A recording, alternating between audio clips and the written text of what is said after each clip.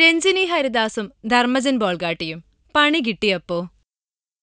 രണ്ടും താരങ്ങളാണ്, രഞ്ജിനി ഹരിദാസും ധർമ്മജൻ ബോൾഗാട്ടിയും. രണ്ടുപേരുടെ കയ്യിലുമുണ്ട് നിറയെ കോമഡി.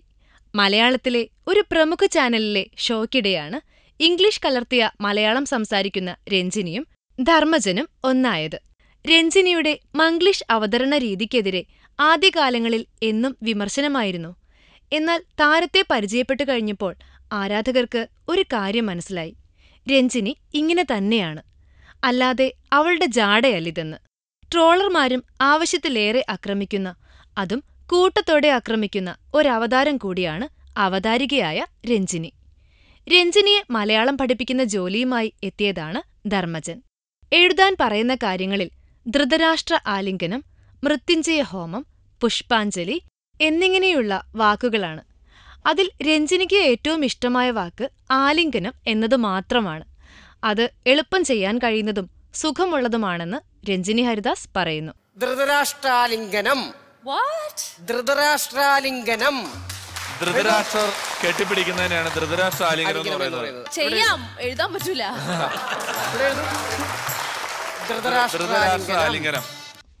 എന്നാൽ രഞ്ജിനിയെ മലയാളം പഠിപ്പിക്കുന്ന ധർമ്മജനെ ഒന്ന് ഇംഗ്ലീഷ് എഴുതിപ്പിക്കാൻ ജഡ്ജായിരിക്കുന്ന മുകേഷ് പറയുന്നുണ്ട്. രഞ്ജിനി അതിന് ശ്രമിക്കുമ്പോൾ ധർമ്മജൻ ജീവനും കൊണ്ടോടുന്നു. അതെ, അപ്പോൾ രഞ്ജിനി കുറച്ച് ഇംഗ്ലീഷ് വാക്കുകൾ പറയൂ, മാർത്താണ്ഡൻ സാർ അത് എഴുതട്ടെ. ഞാൻ ഇംഗ്ലീഷ് പദങ്ങൾ ഉപയോഗിക്കാറില്ല. അപ്പൊ ഞാൻ ഒരു ഇംഗ്ലീഷിൽ വാക്ക് പറയാം, മാഷ അത് എഴുതിയാൽ മതി. രഞ്ജിനി ഒന്നല്ല രണ്ടോ മൂന്നോ കൊടുത്തു, ആർക്കും പരാതിയില്ല. നമുക്ക് ഈസി ആയിട്ടുള്ളതിൽ തുടങ്ങാം. ഞാൻ അങ്ങനെ എഴുതാറില്ലാത്തതാണ്, പറഞ്ഞോളൂ.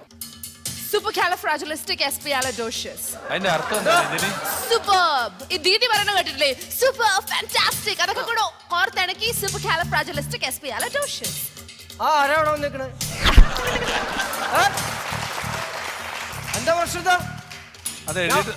മാഷ എഴുത്. ഇത് വളരെ പഴയ ക്ലിപ്പാണെങ്കിലും ആരോ പൊടി തട്ടി തൊടുത്തുവിട്ടപ്പോൾ വൈറലായി.